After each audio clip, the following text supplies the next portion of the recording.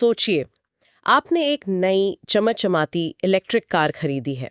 शहर में चलाने का मजा ही कुछ और है, एकदम शांत, तेज। लेकिन जैसे ही आप दिल्ली से चंडीगढ़ या मुंबई से पुणे जाने का प्लान बनाती हैं, दिमाग में एक छोटी सी घंटी बजने लगती है। और फिर वो घंटी बड़ी होती जाती है। चार्जिंग कहाँ होगी? हाईवे पर वो जो रेंज की चिंता है ना, वो बिल्कुल असली है।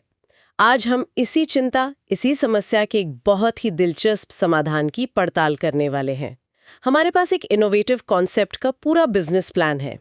ये सिर्फ कुछ चार्जिंग पॉइंट लगाने के बारे में नहीं है। ये भारतीय हाईवे पर सोलर पावर से चलने वाले भविष्य के एनर्जी हब बनाने की कहानी है। हमारा मकसद ये समझना है कि क्या ये सिर्फ एक अच्छा आइडिया है या वाकई एक मुनाफे वाला भविष्य का कारोबार है। तो चलिए इसकी गहराई में उतरते हैं। ठीक है, तो चलिए इसे खोल कर देखते हैं। जब हम ईवी चार्जिंग स्टेशन कहते हैं तो दिमाग में एक पेट्रोल पंप जैसी एक छोटी सी जगह आती है, लेकिन ये प्लान उससे कहीं कहीं ज्यादा बड़ा है। बिल्कुल, आप कल्पना कीजिए एक ऐसी जगह की जो 1.5 से 2 एकड़ में फैली हो, जहां एक साथ 20 से 30 गाड़ियां चार्ज हो सकें, वो भी सुपर फास्ट चार्जर्स पर। 20-30 गाड़ियां एक साथ? हाँ, लेकिन सबसे अहम बात, जैसा कि आपने कहा, ये मुख्य रूप से अपनी ही बनाई सोलर एनर्जी पर चलेगा, जिसमें बड़ी बड़ी बैटरी और ग्रिड का सिर्फ कह सकते हैं नाम का बैकअप होगा। ये कोई छोटा मोटा सेटअप नहीं, बल्कि एक पूरा आत्मनिर्भर एनर्जी इंफ्रास्ट्रक्चर है। लेकिन यहाँ मैं एक सवाल पूछना चाहूंगी जो शायद बहुत से लोगों के मन में होगा। क्या हम थोड़ी जल्दबाजी नहीं कर रहे? अभी तो हाईवे पर गिनती की इलेक्ट्रिक गाड़ियां दिखती हैं। क्या ये स्टेशन शुरुआती कुछ सालों तक खाली नहीं पड़े रहेंगे? ये एक बहुत ही जायज सवाल है, लेकिन इसका जवाब भविष्य की तैयारी में छिपा है। देखिए, भारत में इलेक्ट्रिक 2 व्हीलर और 3 व्हीलर का बाजार तो पहले ही फट चुका है। हाँ, वो तो है। अब कारों की बारी है। हर बड़ी कंपनी हर साल 3-4 नए मॉडल लॉन्च कर रही है। तो ये बिजनेस आज की नहीं, बल्कि अगले 2-3 साल में आने वाली ईवी की सुनामी के लिए बनाया जा रहा है। और ये लोगों के 2 सबसे बड़े डरों का सीधा जवाब देता है। 2 डर? पहला तो मैं समझ गई, रेंज की चिंता। दूसरा क्या है? दूसरा डर और भी गहरा है। मान लीजिए आप किसी तरह हाईवे पर एक चार्जिंग स्टेशन तक पहुंच भी गए और वहां जाके पता चला कि बिजली नहीं है। ओह! भारत के कई हाईवे पर बिजली की सप्लाई भरोसेमंद नहीं है। यह बिजनेस मॉडल इन्हीं दोनों चिंताओं को दूर करने के लिए बनाया गया है। सोलर और बैटरी का जो कॉम्बिनेशन है, वो इसे एक हमेशा चालू रहने वाला स्टेशन बनाता है, जो ग्रिड पर लगभग न के बराबर निर्भर है। एग्जैक्टली। यही इसकी सबसे बड़ी ताकत है। तो ठीक है, ये एक बड़ी समस्या का एक बड़ा समाधान है। लेकिन हर बड़े आइडिया की तरह सबसे बड़ा सवाल तो यही है कि ये पैसे कैसे कमाएगा, क्योंकि ये सिर्फ चार्जिंग से कहीं ज्यादा है, जैसा हमने शुरू में कहा था। हाँ, और यहीं पर यह बिजनेस मॉडल बहुत दिलचस्प हो जाता है। इसके कई रेवेन्यू स्रोत हैं और सबसे हैरान करने वाली बात यह है कि शायद सबसे ज्यादा कमाई सीधे चार्जिंग से होगी ही नहीं। 1 मिनट, क्या मतलब? ईवी चार्जिंग स्टेशन की असली कमाई ईवी चार्जिंग से नहीं होगी? ये तो सुनने में थोड़ा अजीब है। बिल्कुल, इसे ऐसे समझिए। पहला और मुख्य स्रोत है ईवी चार्जिंग, जिसकी कीमत लगभग 18 से 25 रुपए प्रति यूनिट होगी। दूसरा, फ्लीट ऑपरेटर्स, जैसे कि बड़ी टैक्सी कंपनियां या लॉजिस्टिक्स कंपनियां, उनके लिए सब्सक्रिप्शन प्लान होंगे। ठीक है। लेकिन तीसरा और सबसे महत्वपूर्ण स्रोत है स्टेशन पर मौजूद रिटेल दुकानें, कैफे और फूड कोर्ट का किराया। तो मतलब असली कमाई चार्जिंग से नहीं, बल्कि गाड़ियों के चार्ज होने के 40-50 मिनट के इंतजार में बिकने वाली चाय, कॉफी और समोसे से होगी। हाँ हाँ, बिल्कुल। ये तो पूरी तरह से रियल एस्टेट और रिटेल का खेल है। बस ईवी चार्जिंग लोगों को वहां लाने का एक बहाना है। आपने बिल्कुल सही पकड़ा। ये अमेरिका के पुराने हाईवे डाइनर्स के आधुनिक ग्रीन अवतार जैसा है। ये सिर्फ एक जरूरत पूरी नहीं कर रहा है, बल्कि सफर का एक अनुभव बना रहा है। इसके अलावा विज्ञापन, बड़ी बड़ी होर्डिंग्स और भविष्य में जब डेटा महत्वपूर्ण हो जाएगा, तो गाड़ियों के चार्जिंग पैटर्न का डेटा बेचकर भी कमाई की जा सकती है। अच्छा। तो ये इसे एक मल्टी लेयर्ड बिजनेस बनाता है, जहां कमाई के कई अलग अलग रास्ते हैं। तो ठीक है, कमाई के कई रास्ते हैं, लेकिन सबसे बड़ा सवाल तो यही है कि क्या ये रास्ते मिलकर एक मुनाफे वाली मंजिल तक पहुंचते भी हैं? मुझे लगता है अब उन आंकड़ों में गोता लगाने का समय आ गया है जिनकी सबको प्रतीक्षा है। जरूर, चलिए इसे सरल तरीके से समझते हैं।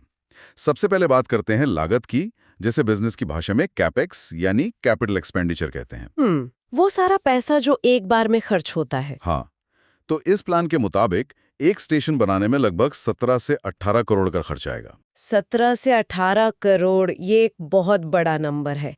इसमें सबसे महंगा हिस्सा क्या है? क्या वो बड़ी-बड़ी बैटरी हैं? बहुत अच्छा सवाल है। इस 18 करोड़ में से लगभग 60-70% हिस्सा सिर्फ 3 चीजों पर जाता है। हाई क्वालिटी सोलर पैनल्स, 1 से 2 मेगावाट घंटे की बड़ी लिथियम आयन बैटरी और डीसी फास्ट चार्जर्स। अच्छा। ये तीनों ही इस प्रोजेक्ट का दिल हैं और सबसे महंगे भी। और हाँ, आपका अनुमान सही है, जैसे जैसे बैटरी टेक्नोलॉजी सस्ती होगी, ये शुरुआती लागत निश्चित रूप से कम होगी। ठीक है, ये तो हुई एक बार की लागत, लेकिन स्टेशन को हर महीने चलाने का खर्च, ओपेक्स, वो कितना होगा? स्टेशन को चलाने का जो मासिक परिचालन लागत है, मतलब ओपेक्स, वो लगभग 35 से 40 लाख रुपए होगा। 40 लाख? हाँ, इसमें मुख्य रूप से वहाँ काम करने वाले 15-20 लोगों के स्टाफ की तनख्वाह, मेंटेनेंस और ग्रिड से ली जाने वाली थोड़ी बहुत बैकअप बिजली का बिल शामिल है। तो हर महीने 40 लाख का खर्च। अब सबसे जरूरी सवाल, कमाई कितनी होगी? सभी स्रोतों को मिलाकर चार्जिंग, रिटेल किराया, विज्ञापन अनुमान है कि पूरी क्षमता पर चलने पर हर महीने 75 से 85 लाख रुपए की आमदनी होगी। वाह, मतलब 40 लाख के खर्च पर लगभग 80 लाख की कमाई, यानी हर महीने करीब 40 लाख का ऑपरेटिंग प्रॉफिट। सुनने में तो ये बहुत अच्छा लगता है। हाँ, लगता है। लेकिन ये शायद सबसे अच्छे हालात का अनुमान है। असल दुनिया में क्या-क्या गड़बड़ हो सकती है? मान लीजिए बारिश के मौसम में जब सोलर पावर कई दिनों तक कम हो, तो क्या ये प्रॉफिट आधा नहीं रह जाएगा? आपकी चिंता बिल्कुल सही है।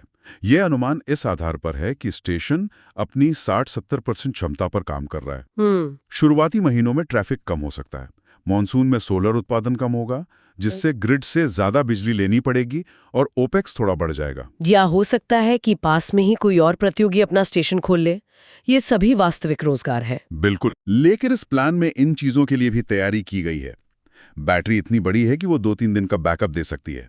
तो इन सब जोखिमों को ध्यान में रखते हुए एक निवेशक का पैसा कितने समय में वापस आएगा, जिसे हम ब्रेक इवन पॉइंट कहते हैं? इन सभी आंकड़ों के हिसाब से एक लोकेशन पर लगी लागत वसूलने में लगभग 3.5 से 4 साल लगेंगे। 3.5 से 4 साल? हाँ, जो किसी भी इंफ्रास्ट्रक्चर प्रोजेक्ट के लिए जहां संपत्ति दशकों तक चलती है, ये एक बहुत ही आकर्षक ब्रेक इवन समय है। और यही वो आंकड़ा है जो किसी भी निवेशक की आंखों में चमक ला देता है। बिल्कुल। ठीक है, तो इस बिजनेस के वित्तीय आंकड़े मजबूत दिखते हैं, लेकिन ये सब उस टेक्नोलॉजी पर निर्भर करता है जो इसे चलाती है।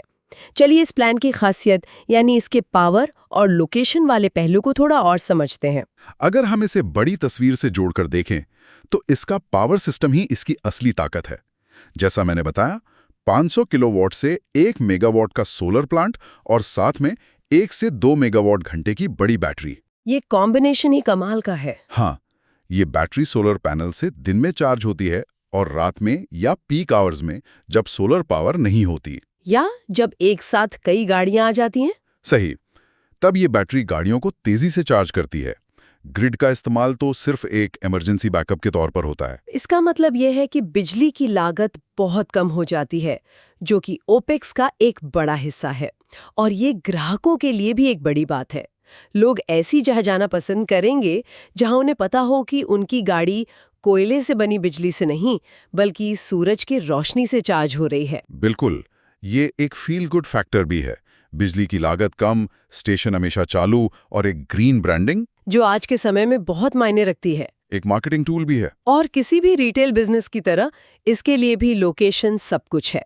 यह प्लान दिल्ली, चंडीगढ़, मुंबई, पुणे, चेन्नई, बेंगलुरु जैसे प्रमुख हाईवेज को टारगेट कर रहा है। लेकिन इन जगहों पर 1.5 से 2 एकड़ जमीन खरीदना तो बहुत महंगा होगा। इससे तो कैपेक्स और बढ़ जाएगा। हाँ, यहीं पर एक और स्मार्ट रणनीति काम आती है।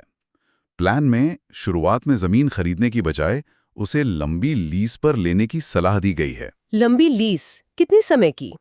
करीब 15 से 30 साल के लिए। लेकिन 30 साल की लीज, ये एक बहुत लंबा कमिटमेंट है। क्या इसमें कोई खतरा नहीं है? क्या होगा अगर 10 साल में बैटरी टेक्नोलॉजी इतनी बदल जाए कि गाड़ियों की रेंज 1000 किलोमीटर हो जाए और लोगों को हाईवे पर रुकने की जरूरत ही ना पड़े? ये एक शानदार सवाल है और ये किसी भी निवेशक के मन में आएगा। इसके 2 जवाब हैं। पहला, अगर बैटरी टेक्नोलॉजी बेहतर होती है तो चार्जिंग का समय कम हो जाएगा, लेकिन गाड़ियों की संख्या इतनी बढ़ जाएगी कि हब की जरूरत फिर भी रहेगी। अच्छा। दूसरा, और ज्यादा जरूरी, हाईवे पर प्राइम लोकेशन वाली जमीन अपने आप में एक कीमती संपत्ति है। अगर ईवी चार्जिंग का बिजनेस नहीं भी चला, तो भी उस जगह को एक बेहतरीन फूड कोर्ट, रेस्टोरेंट या लॉजिस्टिक्स हब में बदला जा सकता है। तो एक तरह से जोखिम को कम करने का तरीका है। हाँ, लीज की वजह से कंपनी जमीन में फंसने से बच जाती है और उसके पास भविष्य में अपनी रणनीति बदलने की सुविधा होती है। ठीक है, 18 करोड़ का प्रोजेक्ट, आत्मनिर्भर पावर और एक स्मार्ट लोकेशन स्ट्रैटेजी। लेकिन इतने बड़े प्रोजेक्ट के लिए सरकारी सहारे की जरूरत तो होगी ही। ये प्लान बताता है कि सब्सिडी इसमें एक बहुत बड़ी भूमिका निभा सकती है। ये एक जरूरी सवाल उठाता है कि सरकारी नीतियां असल में मुनाफे पर कितना असर डालती हैं। और जवाब है बहुत ज्यादा। ये नीतियां इस बिजनेस के लिए सिर्फ एक छूट नहीं है, ये एक लॉन्च पैड की तरह हैं। इनके बिना ये प्रोजेक्ट 4 साल में नहीं, शायद 8 साल में भी मुनाफा ना कमाए। तो मतलब सरकार असल में शुरुआती जोखिम का एक बड़ा हिस्सा अपने ऊपर ले रही है। बिल्कुल। तो ये मदद केंद्र और राज्य दोनों सरकारों से आ रही है। हाँ, दोनों तरफ से। केंद्र सरकार की फेम 3 स्कीम है, faster adoption and manufacturing of electric vehicles. सही। इस स्कीम के तहत हर फास्ट चार्जर लगाने पर सरकार अच्छी खासी सब्सिडी देती है।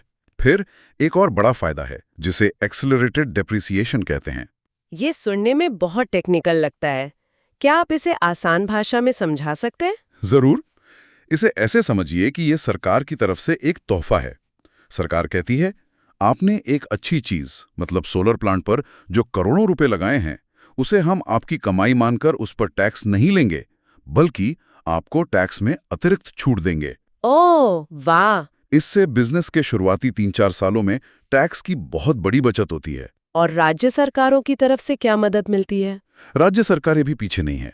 उदाहरण के लिए, दिल्ली की ईवी पॉलिसी में चार्जिंग स्टेशनों के लिए बिजली ड्यूटी पूरी तरह माफ है। महाराष्ट्र और तमिलनाडु में भी इसी तरह की नीतियां हैं। तो अगर हम इन सभी सरकारी फायदों को जोड़ दें, तो ये आंकड़ों को कैसे बदलता है? अगर हम इन सभी सब्सिडीज को जोड़ें, तो हर स्टेशन की शुरुआती लागत यानी कैपेक्स में लगभग 1.25 करोड़ से 1.5 करोड़ रुपए की सीधी कमी आ सकती है। तो इससे तो ब्रेक इवन का समय और कम हो जाता है। बिल्कुल। और निवेशकों के लिए जो 18 से 22% का अनुमानित रिटर्न है, वो और भी सुरक्षित और आकर्षक बन जाता है। इस सब्सिडी एक तरह से इस सेक्टर के लिए वो संरचनात्मक हवा है जो पतंग कोड़ने में मदद करती है। तो हमने क्या सीखा? ये सिर्फ चार्जिंग स्टेशन का प्लान नहीं है, ये भविष्य के लिए एक ग्रीन इंफ्रास्ट्रक्चर बनाने का विजन है। एक ऐसा बिजनेस मॉडल जो रियल एस्टेट, रिटेल और एनर्जी का एक दिलचस्प मिश्रण है, जिसके वित्तीय आंकड़े मजबूत हैं और जिसे सरकारी नीतियों से वो सहारा मिल रहा है जो इसे जमीन से उठाने के लिए जरूरी है। बिल्कुल। निवेशकों के नजरिए से देखें तो ये एक वास्तविक और तेजी से बढ़ती हुई समस्या का समाधान करता है, जो मुनाफे वाला भी है और टिकाऊ भी। और सबसे बड़ी बात, इस बिजनेस का एक स्पष्ट एग्जिट ऑप्शन भी है। मतलब 5-7 साल बाद जब ये बिजनेस स्थापित हो जाएगा, तो इसे बड़ी तेल कंपनियां या पावर कंपनियां जो क्लीन एनर्जी में अपना दबदबा बनाना चाहती हैं, वो ऐसे ऊंची कीमत पर आसानी से खरीद लेंगी। हमने बिजनेस प्लान, नंबर, रणनीति और जोखिम सब कुछ देख लिया।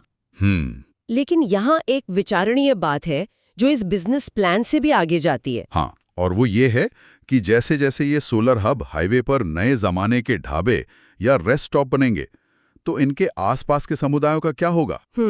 ये हब दिन में जरूरत से ज्यादा बिजली पैदा करेंगे। क्या ये एनर्जी हब सिर्फ गाड़ियों को ही नहीं, बल्कि पास के गांवों, छोटे व्यवसायों या कोल्ड स्टोरेज को भी सस्ती, साफ बिजली दे सकते हैं? ये सिर्फ एक बिजनेस नहीं, बल्कि एक ऐसे विकेंद्रीकृत ऊर्जा तंत्र की शुरुआत हो सकती है जो भारत के ग्रामीण इंफ्रास्ट्रक्चर की तस्वीर बदल दे।